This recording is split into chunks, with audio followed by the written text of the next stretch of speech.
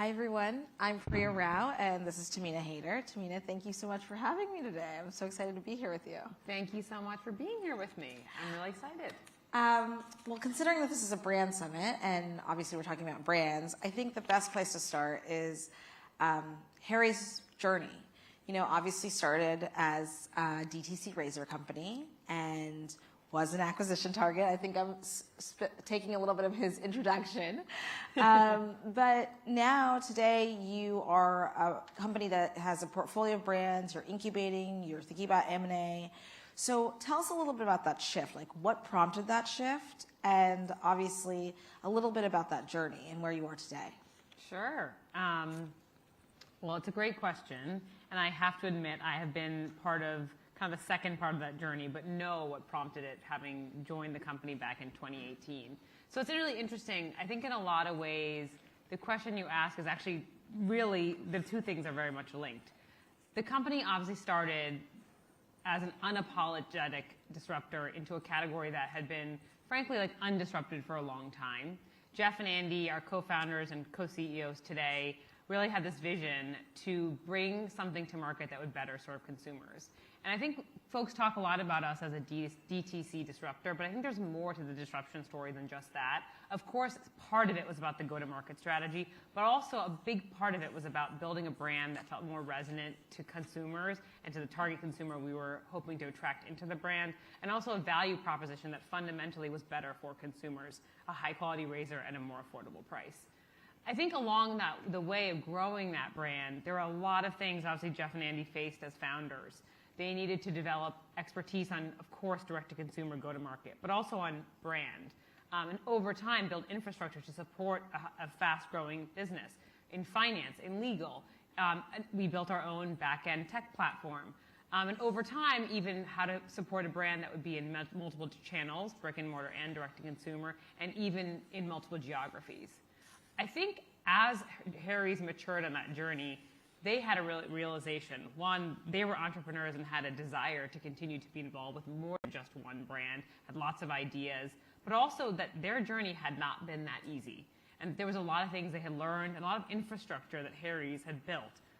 Expertise, process, system, real technology that could be shared and make the journey that other founders were on more easy to navigate. And that was really the birth of this idea of moving from one brand into multiple brands.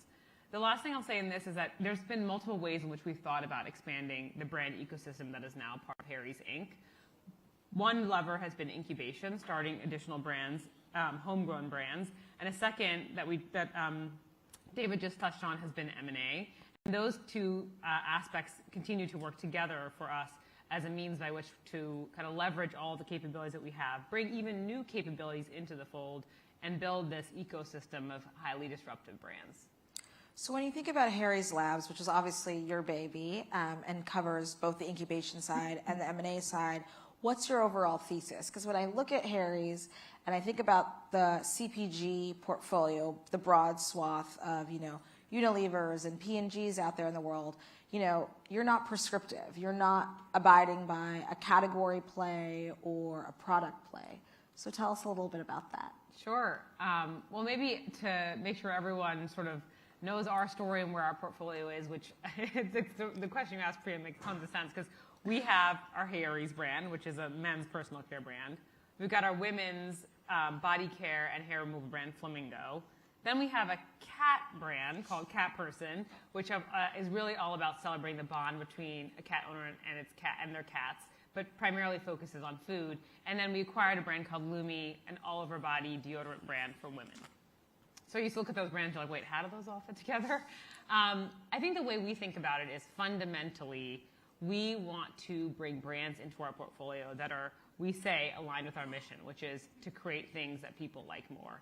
And for us, the translation of that is they're creating products and experiences that truly resonate with consumers and offer something that is serving what has previously been an unmet need in the market.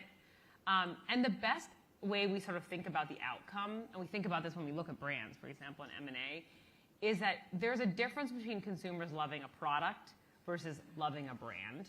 And it's a difference between a truly functional proposition and a functional plus emotional proposition. And we're really looking for that latter, looking for big B brands, things that really mean something to people and are offering something new.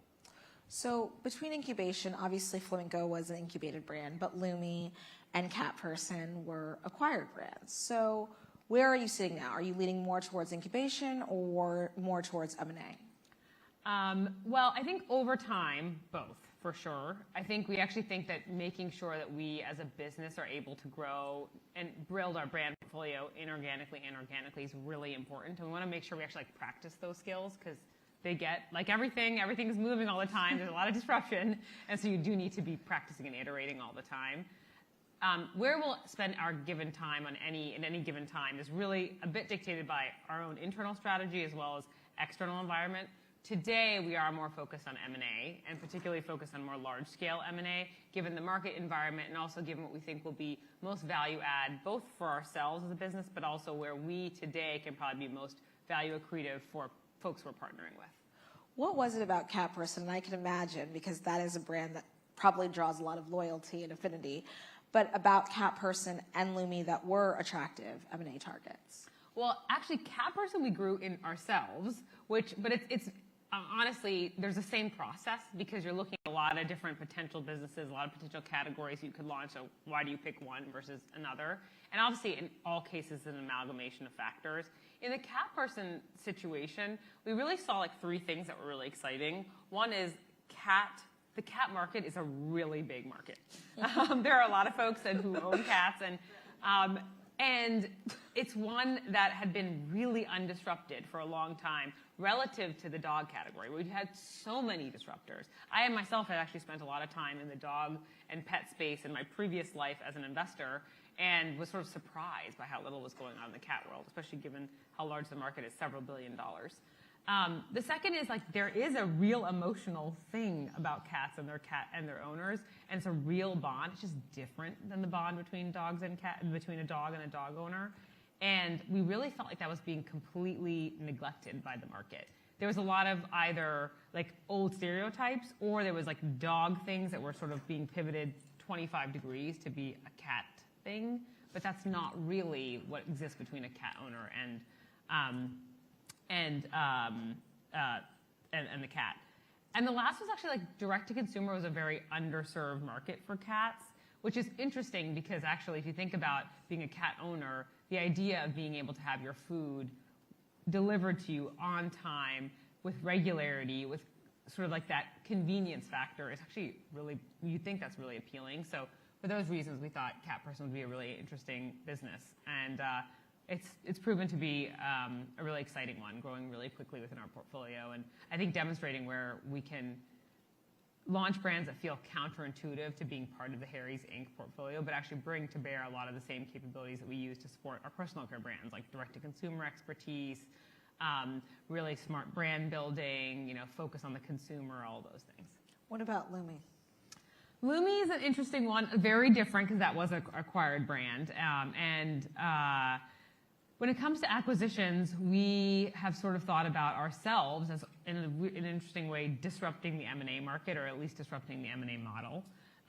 We have our mission, which is create things people like more, and we like to say we don't just use that for brands or for the end consumer. We actually use that for how we do things too, to dictate how do we build processes, systems. And with the case of M&A, I think our observation, and an interesting sort of partnership between Jeff and Andy, who are founders, and myself, who really grew up as an investor, was that there's kind of two options for folks out in the market today. You can sell your business, which is a great option, a great outcome for lots of folks, and something to be celebrated. Traditionally sold to a strategic or even a large-scale private equity firm, which oftentimes is a large, mostly cash-driven deal. And most of the time, folks don't stay for a long time after that. That's sort of the end of the journey for the founder. Not always, but a lot of the time. On the flip side, you have sort of a capital raise, and you might raise capital from a traditional institutional investor or private equity, which is great, but it's sort of the opposite of a strategic situation where you're still going to be on the journey for a long time, and you aren't actually getting real hard capabilities or support day to day the way you would if you sold to a strategic. For us, what feels really exciting is the opportunity to build something totally different, which is actually we're looking to, we say M&A, but actually what we want to do is bring founders into Harry's Inc. and give them an opportunity to grow their businesses in the context of Harry's, which means we want founders to still have autonomy over their brands, have autonomy over product, have autonomy over all things that touch their end consumer, but we also want to give them access to the things that we think we're really good at and uniquely good at, things like scaling direct-to-consumer businesses, taking a business from direct-to-consumer into a more omni-channel environment, thinking about how to be thoughtful about new category expansion, and then building all the infrastructure that we've built.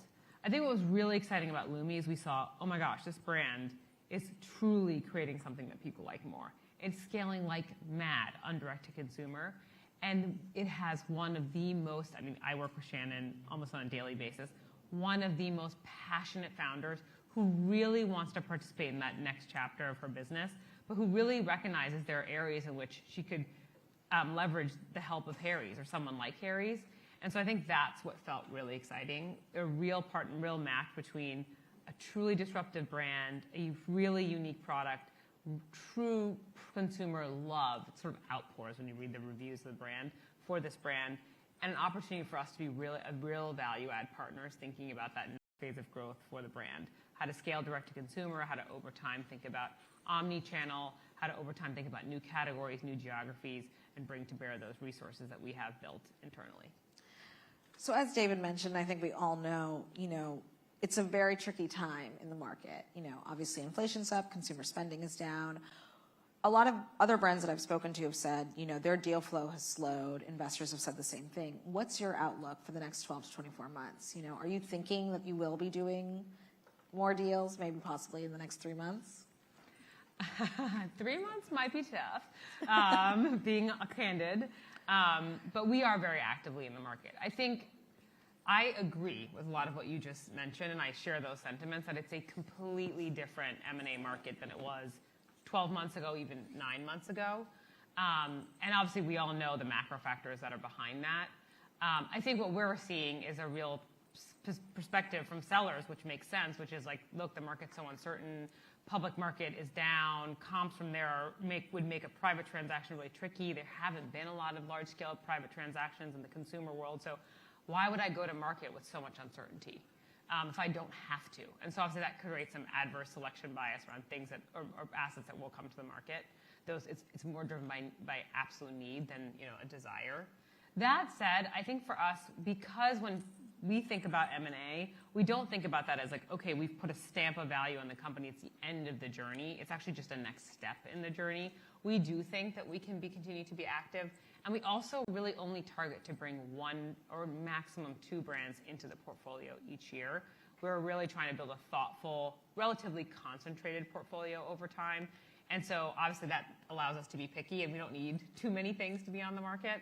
So the biggest things for us are, 1, we are very focused on a more proactive outreach strategy to build relationships and be able to transact with folks who understand what our proposition is, who feel like we could be value add to them, and hopefully think about starting a partnership sometime in the next handful of months.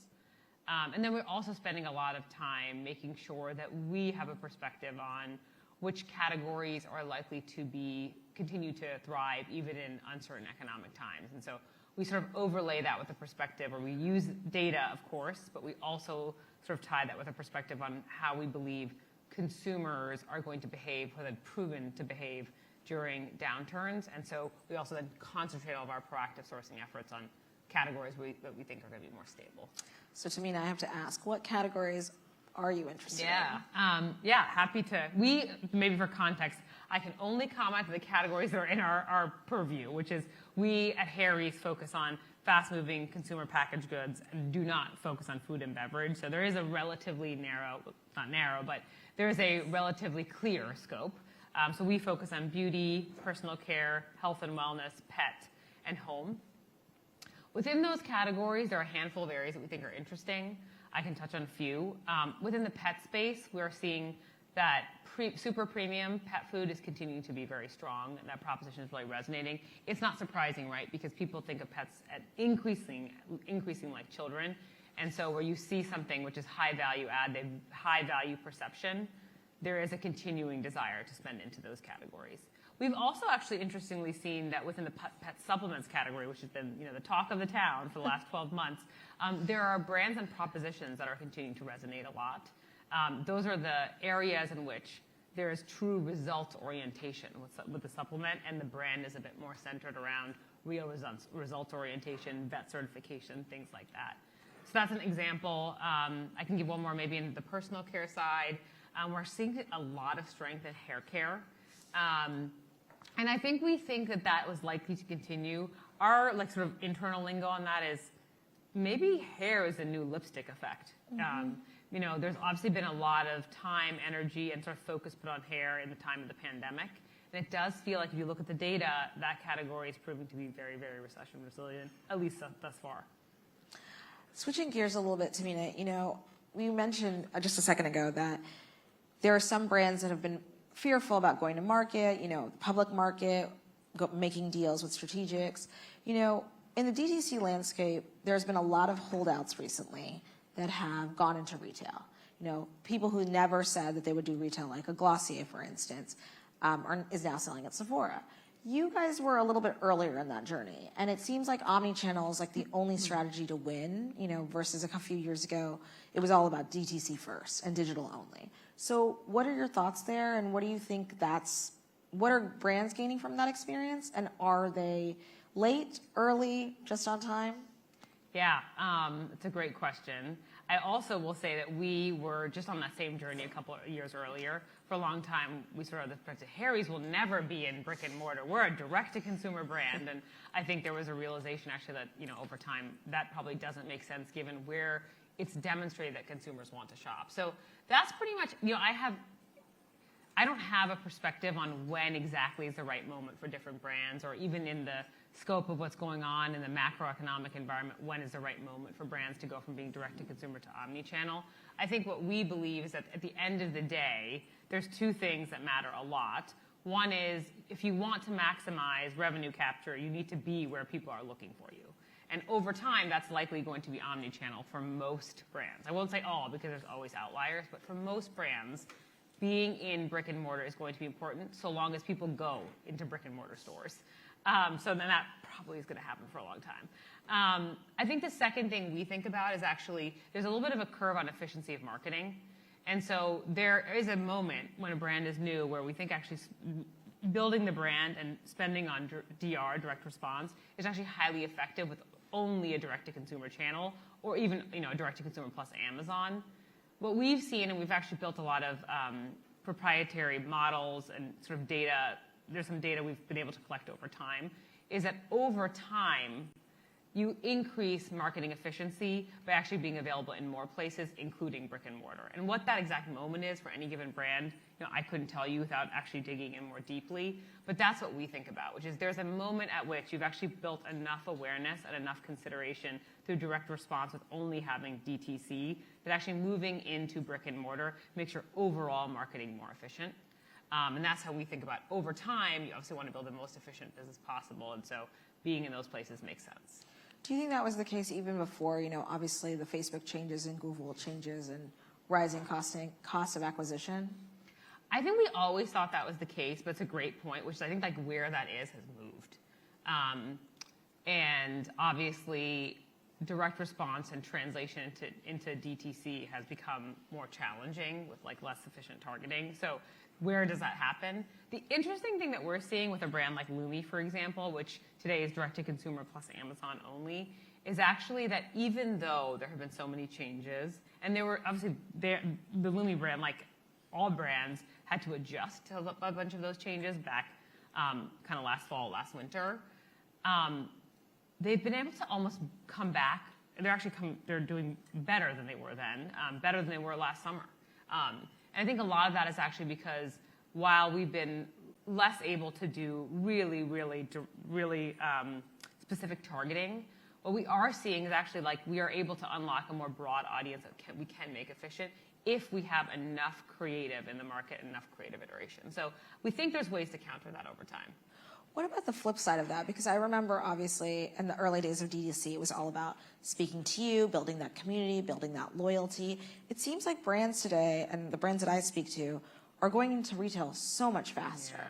You know, they don't seem to be building that, you know, loyalty or community that way that obviously you did, or Casper or Glossy did. It just seems like, oh, I launched D2C and then 3 months later I'm in a Target or a Walmart. What about that? What do you think about that? I think, again, I don't know when exactly is the right moment for a brand. It feels relatively fast to me, and I think we view direct-to-consumer as a place to build brands and even to launch new products. Really, it gives you so much more allowance to test and iterate than brick and mortar does. You sign up to have a product at, you know, whenever the shelf resets at X retailer, and you've got that product there for a minimum 6 months, more likely a year, without an opportunity to do any changing, which you know well, Priya, and so that is a real challenge. And so if you don't do it right, if you get even things wrong on the margin, it can really impact how the performance of your brand relative to, you put something on your on D2C and you decide, you know, the marketing message should be a little different, like the PDP is different tomorrow. So I think that is, for us, at least, a perspective that testing and iterating on direct-to-consumer makes the most sense and has allowed us to be agile, both with like launching brands and new brands, but even with new products. I think on with the case of brands that are in retail very quickly, the one thing that we think about a lot is, look, there are probably brands for whom that makes a lot of sense and who are able to do it successfully. It's just predicated on, you have to be able to take people from consideration to conversion in store. So you've got to make sure your in-store marketing and your packaging is working very, very hard.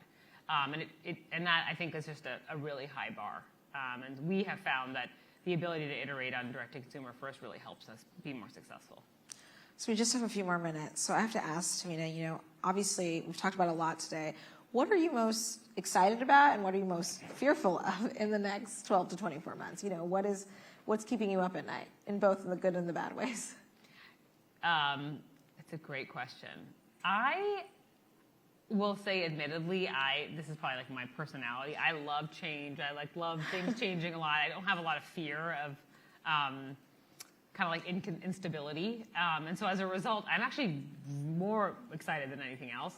I think like it's been proven over time that in times of economic hardship comes the most innovative ideas, because the bars for innovation are the highest. And so I'm actually really excited to see what things people who are far more creative than me are able to come up with, and what exciting new brands and products come to the market, because I think they will. And so I'm super excited about that. I think what I'm most fearful of is, you know, beyond this conference, beyond myself, is just, I hate the idea of people, you know, suffering because we're in an economic downturn. And so I sort of like think about, how can we build brands, Harry's is an example, that are making sure we are responsible in giving back to our communities in a time when they're going to need it the most. And so that is probably, you know, really on my mind as I think about the next 12 months. I have one last question, since I believe there's a lot of brands out here.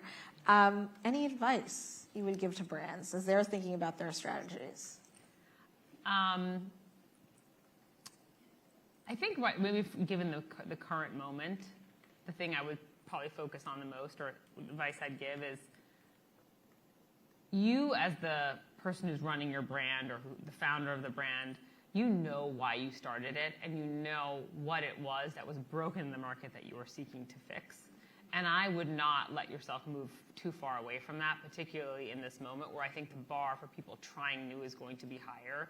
Make sure you focus on what is really differentiated about your value proposition, and don't let, for example, I know there's probably retailers in the room, but don't let a retailer or somebody, don't let them push you out of that zone. Everyone has their own agenda. You've got to be the advocate of your agenda, which is serving your customer better. And so I would just try to stay laser sharp focused on that, despite all the pressures that are going to come. Thank you so much, Tehmina, and thank you everybody for being here. Thank you.